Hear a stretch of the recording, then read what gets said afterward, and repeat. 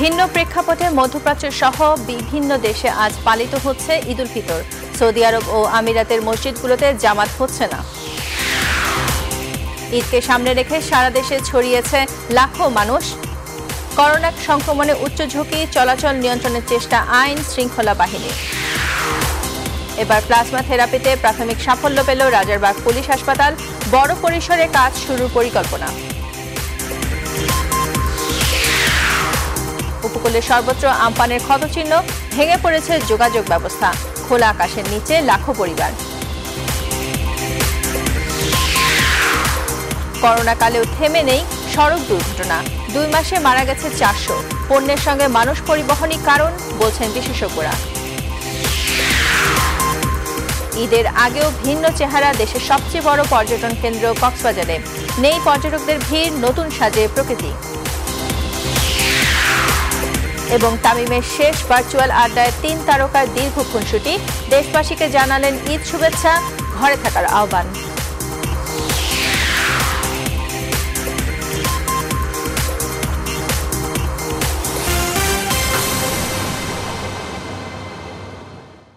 Rainbow allrounder exterior paint, বাংলাদেশের আবহাওয়া উপযোগী একমাত্র পেইন্ট। স্বাগত সকাল 10টার সংবাদে, সাথে আছি আমি নাহিদ জিহান। দেখছিলেন শিরোনাম। ইলেকট্রোফরেটিক কোটিংকৃত মরিচারোধী ও বিদ্যুৎ সাশ্রয়ী Marquis pump. Marquis energy saving pump. এবারে বিস্তারিত। করোনার প্রাদুর্ভাবের মধ্যে বিশ্বের বিভিন্ন প্রান্তে আজ পালিত হচ্ছে ঈদ উল ফিতর। তবে অন্যান্য বছরের তুলনায় এবারের আয়োজনে দেখা যাচ্ছে সম্পূর্ণ ভিন্ন রূপ। ঈদের জামাতের অনুমতি দেয়নি সৌদি আরব, সংযুক্ত আরব আমিরাত সহ বেশ কটি দেশ। অনেক দেশের রাস্তাতেও মিলছে না উৎসবের চিরচেনা কোলাহল। দেশে দেশে বন্ধ রয়েছে শপিং মল, পর্যটন কেন্দ্র। বিধিনিষেধের ফলে ঘরে থেকেই মলিনভাবে দিনটি পালন করছেন অনেক দেশের মুসলিম সম্প্রদায়ের মানুষ। নিবির আমিনের ডেস্ক রিপোর্ট। কোভিড-19 মহামারীর মধ্যেই চলে এলো ঈদ উল ফিতর। ঈদ উৎসব করতে গিয়ে আরও যেন বাড়তে না পারে ভাইরাসের সংক্রমণ, তা নিশ্চিত করতেই কঠোর অবস্থান নিয়েছে সৌদি আরব। ঈদের দিনও দেয়া হয়েছে 24 ঘন্টার কারফিউ। আরব আমিরাতেও মসজিদে নিষেধাজ্ঞা থাকায় ঘরেই আদায় করা হচ্ছে ঈদের নামাজ। ঈদের দিন বিকেল 5টা থেকে রাত 9টা পর্যন্ত কারফিউ থাকছে মিশরেও।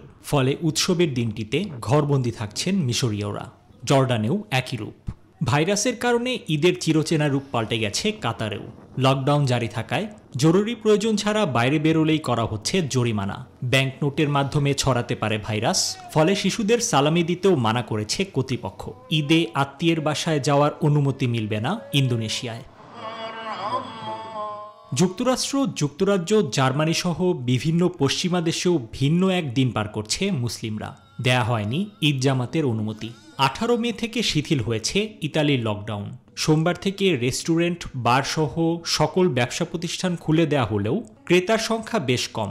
ফলে ঈদের সময়ে বিপাকে পড়ছেন ব্যবসায়ীরাও। হাজার বছরের ঐতিহ্যের ব্যতিক্রম হচ্ছে তুরস্কেও।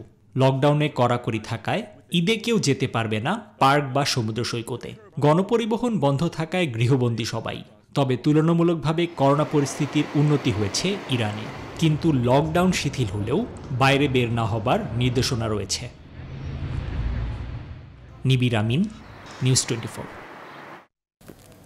বাড়ি ফেরার খবর জানাতে আশুলিয়ার বাইপাল থেকে সহকর্মী নাজমুল হুদা, চট্টগ্রাম থেকে নয়ন বড়ুয়া জয় এবং টাঙ্গাইল থেকে আতিকুর রহমান যুক্ত হচ্ছেন আমাদের সাথে। শুরুতেই আমরা চলে যাব নাজমুল হুদার কাছে। নাজমুল, করোনা সংক্রমণের ঝুঁকির মধ্যে সড়কে বাড়ি ফেরাদের ভিড় কেমন? ধন্যবাদ নাজিয়ান। আমি এই মুহূর্তে রয়েছি ঢাকা টাঙ্গাইল মহাসড়কের বাইপাইল এলাকায়। আপনারা জানেন যে নারীর টানে বাড়ি ফিরতে কিন্তু এই করোনার মধ্যে মানুষের জীবনের ঝুঁকি নিয়ে কিন্তু তারা বাড়িতে যাচ্ছে। এখনও তারা কিন্তু আপনি দেখছেন যে প্রচুর মানুষ তারা এখানে জড়ো হয়েছে। এবং আমি একটু কথা বলতে চাই, যারা এখানে, আপনারা এই করোনার মধ্যে কোথায় যাচ্ছেন? আমি যাচ্ছি আমার ভাইয়ের বাসায়। অফিসে চাকরি করতাম, তো এখানে অফিস বন্ধ দিচ্ছে। জানেন না ঘরের বাইরে?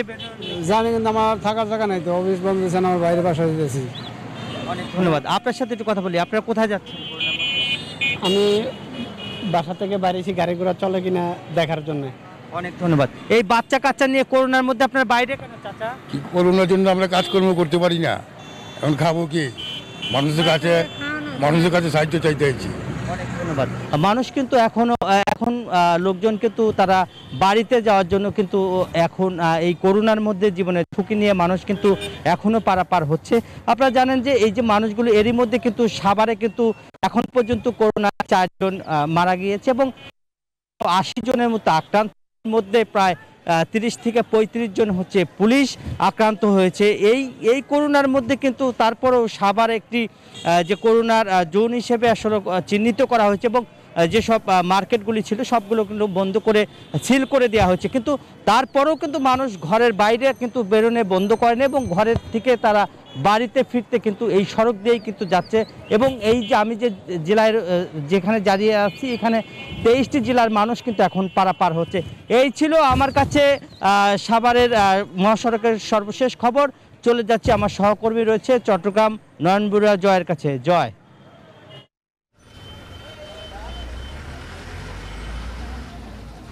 ধন্যবাদ নাজমুল। আপনি সাভারের খবর যেমনটা জানিয়েছেন ঈদ যাত্রার, তেমনিভাবে বন্দরনগরী চট্টগ্রাম থেকেও কিন্তু আসলে যে যারা বাড়ি ফিরছেন তারাও কিন্তু খুব একটা কষ্ট করে কিন্তু বাড়ি ফিরতে হচ্ছে তাদের, যেহেতু গণপরিবহন বন্ধ। এমনকি আগামীকাল ভিন্ন প্রেক্ষাপট বলতেছে ভাইরাস সংক্রমণের মধ্যে কিন্তু উদযাপন হচ্ছে। তো আসলে খুব একটা আতঙ্ক বিরাজ করছে, তবুও কিন্তু বাড়ি ফিরতে হচ্ছে। কিন্তু আসলে যারা চট্টগ্রাম শহরে কিন্তু বসবাস করেন, কিন্তু বেশিরভাগ ক্ষেত্রে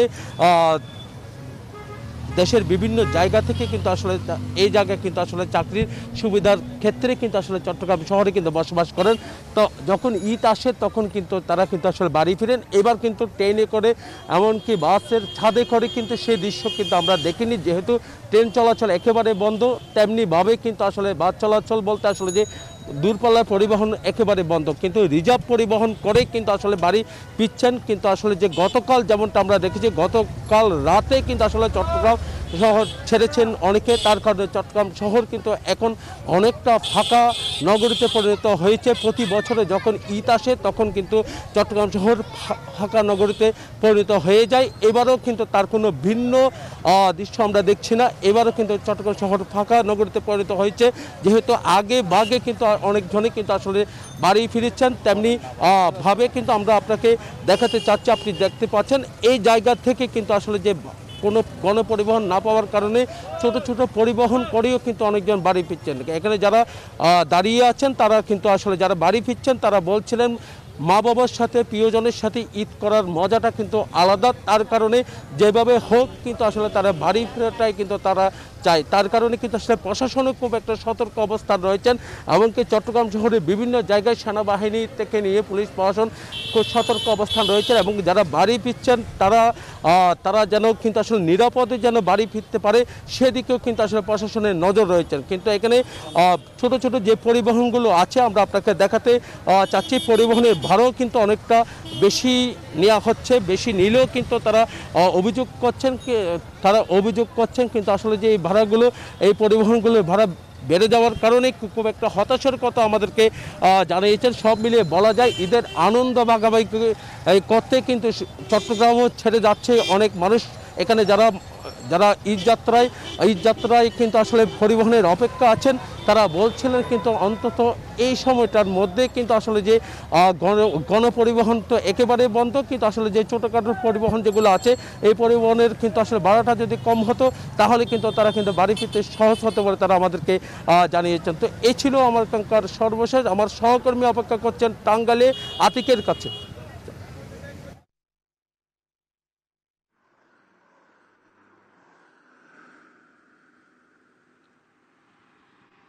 ধন্যবাদ জয়। আসলে রয়েছি ঢাকা টাঙ্গাইল মহাসড়কে এবং মহাসড়কের চিত্র একদমই ভিন্ন এবং এই মহাসড়কের অনেকটাই যে যানজটহীন, অর্থাৎ বিগত বছরগুলোতে আমরা লক্ষ্য করেছি যে মহাসড়কের যে যানজট, যে পরিমাণ যানবাহনের চাপ সেটি কিন্তু এখন নেই। অর্থাৎ করোনা ভাইরাসের কারণে গণপরিবহন বন্ধ থাকায় এই অঞ্চলের যারা যাত্রীরা রয়েছেন তারা কিন্তু আসলে যাচ্ছেন বিভিন্ন পরিবহনের মাধ্যমে অর্থাৎ যে পণ্য পরিবহন এবং ছোট ছোট ট্রলি রয়েছে, মোটরসাইকেল যুগে বিভিন্ন মাধ্যমে তারা ঈদের আনন্দ ভাগাভাগি করার জন্য তারা পরিবার পরিজনদের সাথে তারা ঈদ করতে যাচ্ছেন, বাড়িতে ফিরছেন। অর্থাৎ আপনি লক্ষ্য করে থাকবেন যে মহাসড়কে একদম যে পরিবহনের যে চাপ যেটি আমরা গেল বছরে লক্ষ্য করেছি সেটি কিন্তু একদমই নেই। তবে প্রাইভেট কার এবং অসংখ্য যে নোয়া হাইস রয়েছে, ব্যক্তিগত যে পরিবহন রয়েছে সেগুলো কিন্তু আমরা গতকাল অনেকটাই কিন্তু লক্ষ্য করেছি। আজ কিন্তু খুব একটা তেমন নেই। তবে এই উত্তর অঞ্চলে যারা যাত্রী রয়েছেন তারা কিন্তু বিভিন্ন মাধ্যমে তারা উত্তরবঙ্গের দিকে এই ঈদে আসলে তারা যাচ্ছেন এবং চন্দ্রার থেকে বঙ্গবন্ধু সেতু পর্যন্ত যে ব্যক্তিগত যে পরিবহন রয়েছে, বিশেষ করে প্রাইভেট কার, সেখানে কিন্তু আমরা এই মহাসড়কে যারা যাত্রী রয়েছেন তাদের সাথে কথা বলেছি। তারা বলেছেন যে বঙ্গবন্ধু সেতু পর্যন্তই তাদের 1500 থেকে 2000 টাকা পার জন কিন্তু লেগেছে। আসলে তারা এই ধরনের অভিযোগ করেছেন এবং গণপরিবহন না থাকায় ব্যক্তিগত পরিবহন বিভিন্ন মাধ্যমে তারা আসলে এই অঞ্চলে তারা এসেছেন। তবে আসলে একদমই যানজট বলতেই এইবার ছিল না এই ঘরমুখী ঈদে। তবে তারা এই মানুষ আসলে তারা আসছেন বিভিন্ন মাধ্যমে ঈদ করার জন্য। তো এই ছিল আমার কাছে সর্বশেষ ঢাকা টাঙ্গাইল মহাসড়ক থেকে। ফিরে যাচ্ছি স্টুডিওতে। ধন্যবাদ আতিক। করোনা মহামারীর মধ্যে ঘরে ফেরা মানুষদের খবর জানাচ্ছিলেন দেশের বিভিন্ন প্রান্ত থেকে আমাদের সহকর্মীরা। আসন্ন ঈদকে কেন্দ্র করে করোনা ভাইরাসের ব্যাপক সংক্রমণের আশঙ্কা তৈরি হয়েছে। দোকানপাট, মার্কেট ও শপিং মলে ক্রেতা বিক্রেতাদের স্বাস্থ্যবিধি না মানা, শহর থেকে অসংখ্য মানুষের গ্রামে ছুটে যাওয়া এবং সামাজিক দূরত্ব পালন না করায় এই অবস্থার সৃষ্টি হয়েছে। এমন অবস্থায় ঈদের আগে ও পরে অন্তত 7 দিন মানুষের চলাচল নিয়ন্ত্রণে কাজ করছে আইনশৃঙ্খলা রক্ষাকারী বাহিনীর সদস্যরা। আরও জানাচ্ছেন মৌ খন্দকার। সামাজিক দূরত্ব নিশ্চিত ও সংক্রমণ প্রতিরোধে সরকার ঘোষিত নির্দেশনা বাস্তবায়নে পুলিশ সম্ভাব্য সব চেষ্টা অব্যাহত রাখবে। রাজধানী সহ দেশের বিভিন্ন শহর থেকে জরুরি প্রয়োজন ছাড়া মানুষ যাতে অন্যত্র যেতে না পারে সেজন্য থাকবে বাড়তি নজরদারি, বাড়বে টহল। শহরের প্রবেশপথে কঠোর নজরদারি করবে আইন শৃঙ্খলা বাহিনীর সদস্যরা। এদিকে ঈদকে সামনে রেখে মহামারী করোনা ভাইরাস রোধে ঢাকা মহানগরীতে প্রবেশ ও বের হওয়া নিয়ন্ত্রণে আরও কঠোর হয়েছে ঢাকা মেট্রোপলিটন পুলিশ। ডিএমপির ক্রাইম অ্যান্ড অপারেশনসের অতিরিক্ত কমিশনার বলেন, চেকপোস্টের নিরাপত্তার ব্যবস্থা আরও জোরদার করা হয়েছে। ঈদের সময় অন্য বছরের যে একটা প্রেক্ষাপটে আমরা নিরাপত্তা ব্যবস্থা জোরদার করতাম, এবার করোনা পরিস্থিতি মাথায় রেখেই আমরা সার্বিক নিরাপত্তা ব্যবস্থা জোরদার করব। এক ধরনের পেট্রোলের ব্যবস্থা যেমন করেছি, আমরা তেমনি বিভিন্ন গোয়েন্দা তথ্য নিয়ে কাজ করার চেষ্টা করছি। যারা ইতিমধ্যে বিভিন্ন অপরাধে জড়িত ছিল তারা কারা কারা জামিনে পেয়েছে এবং জামিনে পেলে তাদের অ্যাক্টিভিটিকে সেগুলো আমরা মনিটর করার চেষ্টা করছি। এই বিষয়ে পুলিশ সদর দফতরের সহকারী মহাপরিদর্শক বলেন, করোনা ভাইরাস সংক্রমণ প্রতিরোধে সরকার ঘোষিত নির্দেশনা বাস্তবায়নে সব ধরনের চেষ্টাই থাকবে। মূলত ঈদের জামাত কেন্দ্রিক আমাদের নিরাপত্তা আয়োজন একটু বাড়তি আমরা জোরালো করব নিরাপত্তা নিশ্চিত করার জন্য। আর এছাড়া সাধারণ মানুষের এবং তাদের জীবনের সম্পদের যে কোনো রকম নিরাপত্তা নিশ্চিত করার জন্য আমরা সর্বতোভাবে প্রস্তুত থাকব।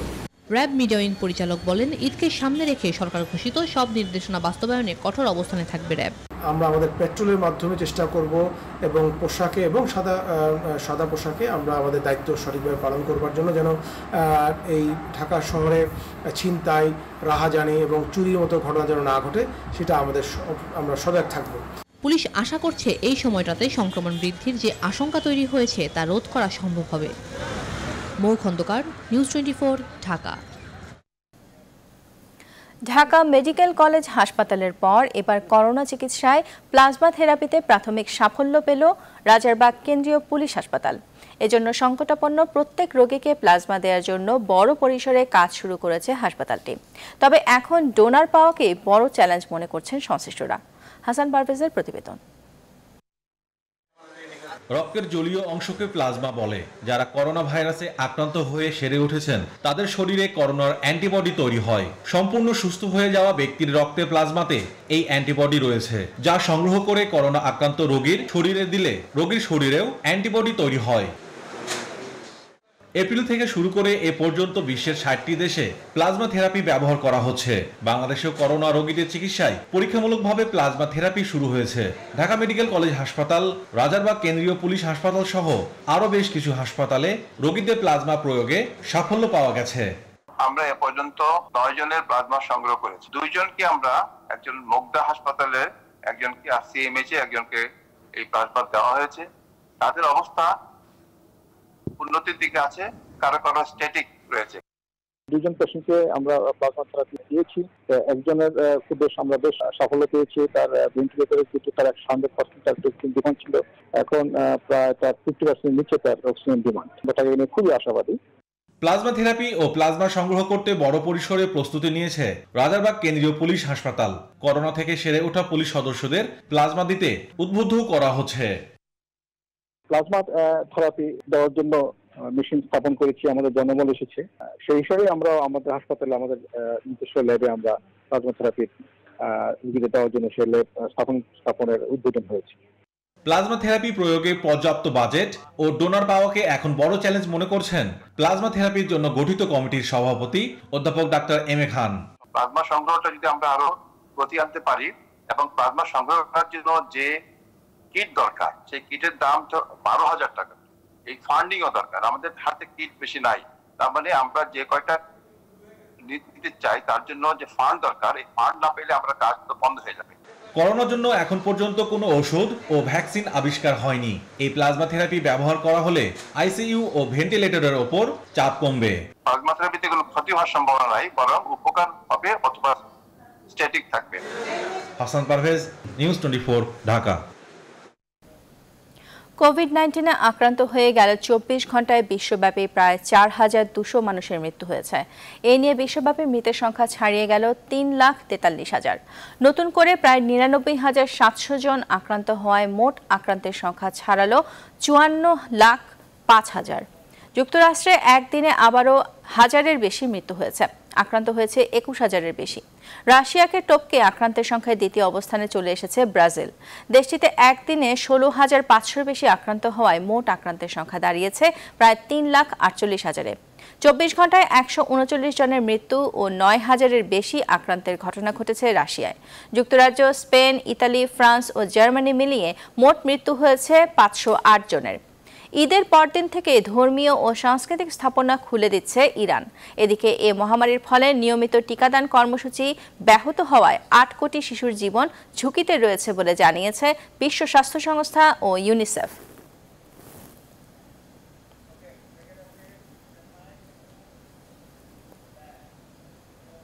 সংবাদের এ পর্যায়ে নিচ্ছে একটি বিরতির সঙ্গে থাকুন।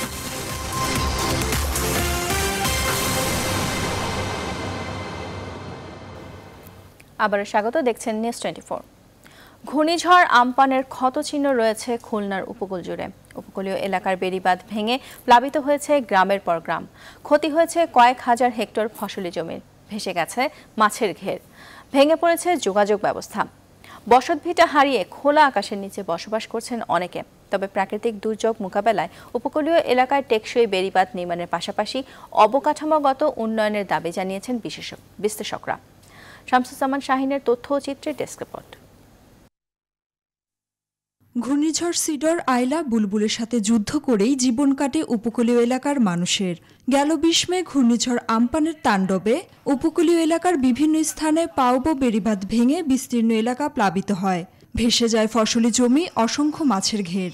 ক্ষতিগ্রস্ত হয়েছে প্রায় 83,000 কাঁচা ও আধাপাকা বাড়িঘর। পল্লী বিদ্যুতের 5 শতাধিক খুঁটি ভেঙে পড়ায় বিদ্যুৎবিহীন হয়ে পড়ে 3.5 লাখ মানুষ। ঘর দরজা তো সব পুড়ে গেছে, এখন খাবো কি তাও তো সে চিন্তা ভাবনা তো নেই। এখন আমরা কি করি বাঁচবো, আমাদের বাঁচার কোনো পথ নেই। একের পর এক জল ঢুকতে লাগলে আমরা কতক্ষণ আমরা বেঁচে থাকবো। পানি উন্নয়ন বোর্ডের মতে খুলনার কয়রা, দাকব, বটিয়া ঘাটায় প্রায় 90 কিলোমিটার বেড়িবাঁধ ক্ষতিগ্রস্ত হয়েছে। কোথাও বাঁধ উপচে জোয়ারের পানি ঢুকছে লোকালয়ে। লবণ পানিতে নষ্ট হয়েছে ফসলি জমি, সবজি ক্ষেত। সব হারিয়ে বিপর্যস্ত উপকূলের মানুষ। বেড়িবাঁধ ভেঙে এই অঞ্চল অলরেডি প্লাবিত হয়েছে এবং মানুষের বিশেষ করে কাঁচা ঘর এবং সেগুলি বিধ্বস্ত হয়েছে এবং এই সংখ্যা অনেক বেশি। কৃষি অফিসের তথ্য মতে খুলনা অঞ্চলে প্রায় ৩,০০৫ হেক্টর জমির ফসল নষ্ট হয়েছে। এতে প্রায় ৫৬ কোটি টাকার ক্ষতি হয়েছে। অন্যান্য ফসল যেমন সবজি, তারপরে কলা, পেঁপে, পান, কিছু সামান্তর সূর্যমুখী, এসব মিলে আমাদের ক্ষতি হয়েছে ৩,০০৫ হেক্টর। প্রাকৃতিক দুর্যোগ মোকাবেলায় টেকসই বেড়িবাঁধ ও অবকাঠামোগত উন্নয়নের দাবি জানিয়েছেন বিশ্লেষকরা। আমরা বারবার আবেদন করা সত্ত্বেও যে ধরনের অবকাঠামোগত উন্নয়ন এবং উপকূলীয় বাসীদেরকে যেভাবে গড়ে তোলা দরকার, তাদেরকে সহযোগিতা দেওয়া দরকার, সেটি এখনো অনুপস্থিত। উপকূলীয় এলাকায় দুর্যোগ মোকাবেলায় দ্রুত সরকার সব ধরনের উদ্যোগ নেবে, এমন প্রত্যাশা সংশ্লিষ্টদের। Desk report, news 24। সংবাদের এ পর্যায়ে নিচ্ছি আরেকটি বিরতি, সঙ্গে থাকুন।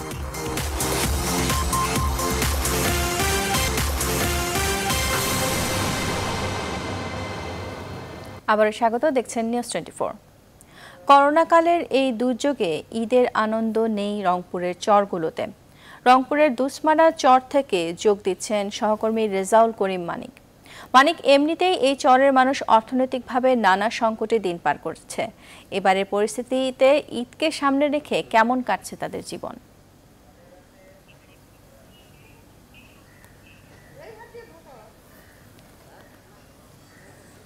জিহান, আপনাকে অসংখ্য ধন্যবাদ। এর আগে আমি এই কাউনিয়া উপজেলার বালাপাড়া ইউনিয়নের ডুসমরা ইউনিয়নের চর থেকে আমি আপনাকে জানানোর চেষ্টা করেছিলাম চরের মানুষের দুঃখ দুর্দশার কথা। এবারে আমি দাঁড়িয়েছি কাউনিয়ার আরেকটি ইউনিয়ন টেপা মধুপুরের এই কাজাইটারি চরে। আপনি দেখতে পাচ্ছেন আমার পাশেই তিস্তা নদী। এই তিস্তা নদীর তীরেই জেগে উঠেছে কাজাইটারি চর। এই চরের মানুষের কিন্তু দুঃখ দুর্দশার সীমাহীন দুঃখ দুর্দশায় তারা জীবনযাপন করছে। এই করোনার ক্লান্তিকালেও তাদের কাছে পৌঁছেনি কোনো খাবার সহায়তা। সরকার থেকে পর্যাপ্ত ত্রাণ সহায়তা বলে আমাদেরকে জানিয়েছে। একটু আপনার সাথে কথা বলতে চাই যে এই যে কালকে ঈদে কোনো সাহায্য সহায়তা পেয়েছেন কিনা? না না, কিছু পাই না। আমরা তো এই নদী এলাকার মানুষ, আমরা কোনো সাহায্য পর্যন্ত আমরা কিছু পাইনি কোনো দিন। এইখানে আমরা কোনো তো বাইরে হতে পারি না, তো কোনো কিছু দেয়নি, এইখানে আসেও নাই। ঈদ হবে কি দিয়ে? আপনার কি দিয়ে ঈদ হবে? আমাদের ঈদ হওয়ার কোনো বুদ্ধি নেই, তো উপায় নেই। এইখানে সেই ষড়যন্ত্রটা তো এখানে আসেও না, দেয়ও না কোনোদিন। একটু আপনার সাথে কথা বলতে চাই, আপনি এই চরের বাসিন্দা, তো এই চরের আপনারা এই ঈদের কালকে ঈদে কোনো সাহায্য সহযোগিতা পেয়েছেন কি? না না, কোনো সাহায্য সহযোগিতা আমরা পাই নাই। তাহলে কালকে ঈদ আপনাদের যাবে কেমন? ঈদ মনে করেন এখন গরিব মানুষ, ঈদ কিভাবে যাবে আমাদের এখন আল্লাহ পাকে জানে। এখন সরকারে তো কোনো কিছু আমাদের দেয় নাই চরের লোকের। নদী ভাঙা। আপনার সাথে একটু কথা বলতে চাই যে আপনি এই চরের বাসিন্দা, এই যে কালকে ঈদ উপলক্ষে আপনাদের কোনো সাহায্য সহযোগিতা পেয়েছেন? জি না, কিছু দেয় নাই আমাদেরকে। আমরা এই সাধারণ মানুষ এই চরের মধ্যে খুব দুঃখ কষ্টের জীবন কাটাই। আর আমরা কথা বলছিলাম আসলে চরের বাসিন্দাদের সাথে। তারা কিন্তু বলছে যে তারা বলছে যে তারা এই করোনা ক্রান্তিকালে আসলে তেমন কোনো সাহায্য সহযোগিতা পাননি। তাদের একটি কথা যে এই করোনা ক্রান্তিকালে তাদের জীবন কিন্তু আসলে দুর্বিষহ হয়ে উঠেছে। তারা খেয়ে না খেয়ে জীবনযাপন পার করছে। এই পরিস্থিতিতে যে অবস্থা বিরাজ করছে, কালকে ঈদ বলতে তাদের সমস্ত। ধন্যবাদ মানিক। রংপুরের চরাঞ্চল থেকে জানাচ্ছিলেন সেখানকার বাসিন্দাদের খবর। গেল এপ্রিল থেকে 20 মে পর্যন্ত দেশ জুড়ে সড়ক দুর্ঘটনায় মারা গেছে 403 জন, আর 2 মাসে সড়ক দুর্ঘটনায় আহত হয়েছেন 418 জন। সড়কের নিয়ম না মানার প্রবণতা ও পণ্যের সঙ্গে মানুষ পরিবহনের কারণেই এমন দুর্ঘটনা ঘটছে বলে মনে করেন বিশেষজ্ঞরা। বিস্তারিত জানাচ্ছেন ফখরুল ইসলাম। বিশ্বে মহামারীতে যে পরিমাণ মানুষের মৃত্যু হয় তার চেয়ে ঢের বেশি মানুষ মারা যায় সড়ক দুর্ঘটনায়। দেশে গত 2 মাসে করোনা সংক্রমণে গণপরিবহন ও যান চলাচল অনেকটাই সীমিত। তারপরও সড়ক জুড়ে এতটুকু কমেনি দুর্ঘটনা আর মৃত্যুর মিছিল। গেল 18 মার্চ থেকে 20 মে পর্যন্ত দেশে করোনায় 386 জনের মৃত্যু হলেও বিপরীতে সড়ক দুর্ঘটনায় মৃত্যু হয় প্রায় 600 মানুষের। পরিসংখ্যান বলছে গেল ফেব্রুয়ারিতে 504টি দুর্ঘটনায় সড়কে মারা যায় 534 জন মানুষ, আর আহত হন 1169 জন। মার্চে 467টি দুর্ঘটনায় মৃত্যু হয় 525 জনের।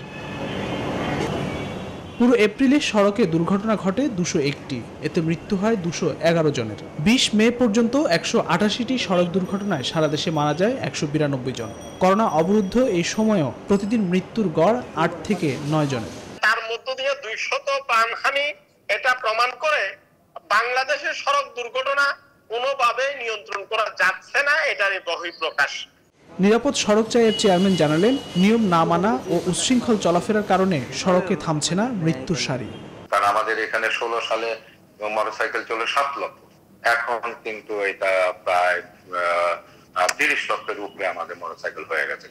তো যেহেতু 30 লক্ষ হয়ে গেছে এবং প্রতিদিনই আপনারা দেখছেন যে আমাদের এখানে মোটরসাইকেলের কিন্তু দুর্ঘটনা কিন্তু প্রতিদিনই ঘটে। এই এক মুহূর্ত যদি আপনি অসাবধান হন তাহলে কি ধরনের বিপদ ঘটে যেতে পারে, আপনি যদি হঠাৎ করে স্পিড বাড়ায় দেন তাহলে কি বিপদ হতে পারে, এই জিনিসগুলো তো আপনি তাদেরকে প্রপারলি আপনাকে শেখাতে হবে।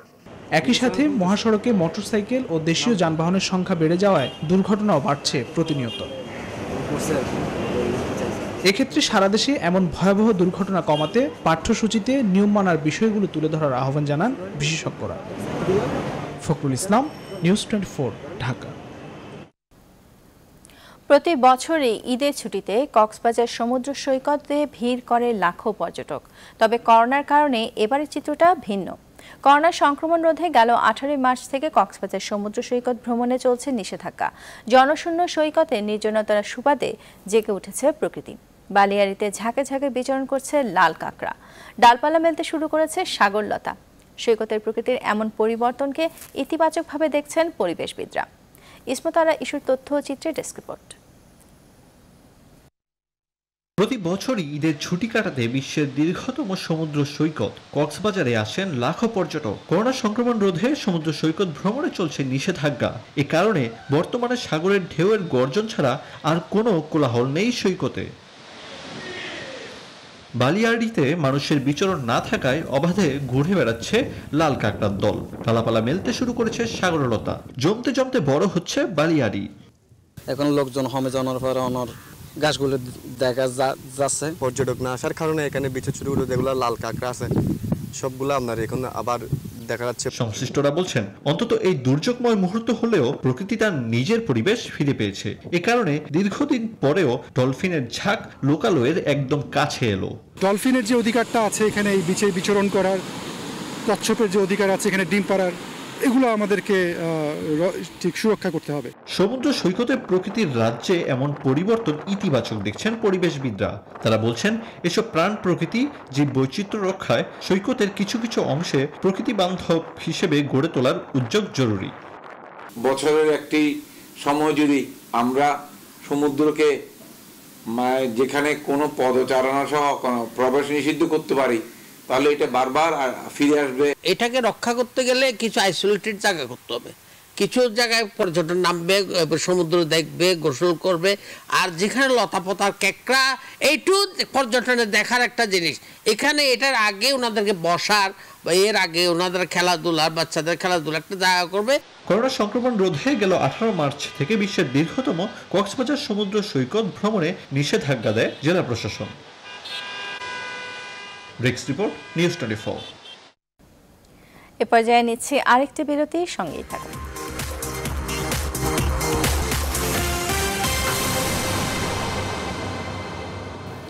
আবারও স্বাগত, দেখছেন নিউজ 24। এবারে খেলার খবর। তামিম ইকবালের শেষ ভার্চুয়াল লাইভে একই সঙ্গে যোগ দিলেন মাশরাফি বিন মুর্তজা, মাহমুদুল্লাহ রিয়াদ ও মুশফিকুর রহিম। প্রায় 2 ঘন্টার আড্ডায় ভক্তদের মাতিয়ে রাখেন মাঠ ও মাঠের বাইরের মজার সব ঘটনা তুলে ধরে।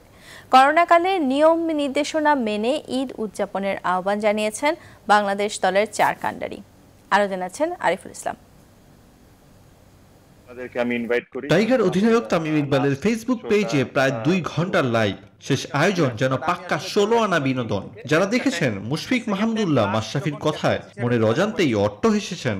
কারণটা বলছিলাম, কারণটা এখানে আমি আর উঠে আসে নানা না বলা কথা। দেশের মাটিতে 2011 বিশ্বকাপে খেলার সুযোগ হয়নি মাশরাফির। ব্যস্ত ক্রিকেটীয় জীবন পেছন ফেলে সহধর্মিনীর ক্রান্তিকালে পাশে ছিলেন। ওটাই সৃষ্টিকর্তার লীলা খেলা মনে করেন Narail express. Last match south আফ্রিকার সাথে যেদিন ছিল ওই দিন আমার ওয়াইফকে ক্লিনিক্যালি ডেড বলা হয়েছিল। আমি যখন হসপিটালে ভর্তি করলাম, আমার মেয়ে হলো, আমার ওয়াইফের প্রেগন্যান্সি জন্ডিস ধরা পড়লো। এখন ওইটাও মনে হয় যদি আমি বাসায় না থাকতাম, ওই দিন আমি ম্যাচে থাকতাম, হয়তো আমার বউকে আমি হসপিটালে নিতে পারতাম না, আমার ওয়াইফ হয়তো বা আল্লাহ জানে কি হতো।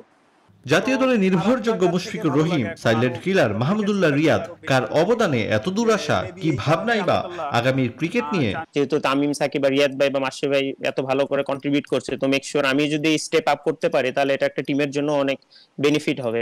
আমার ক্রিকেটের প্রথম হাতে খড়ি বল হোক বা ব্যাট ধরা হোক, সেটা টেনিস বল হোক বা প্রপার ক্রিকেট বল হোক, আমার ভাইয়ার হাত ধরে। করোনাকালের ঈদ হতে যাচ্ছে ব্যতিক্রম। পরিবারকে সময় দেয়া, নিয়ম নির্দেশনা মেনে উদযাপনের আহ্বান বাংলাদেশ দলের 4 কান্ডারির। যারা মিস করেছেন এই আলোচনা দেখে নিতে পারেন পুরোটাই তামিমের ফেসবুক পেজ কিংবা ইউটিউব চ্যানেলে। এই বাসায় যারা মুরব্বী আছে, বিশেষ করে 60 বছর 70 বছর, তাদেরকে কিন্তু ঈদের দিনে আমরা সময় দিই না। নরমালি যারা তরুণ সমাজ আছে বা তাদেরকে এবার সময় দেওয়ার, তাদের ঈদটাকে স্পেশাল করার একটা গ্রেট অপরচুনিটি এবার। আরিফুল ইসলাম, নিউজ 24।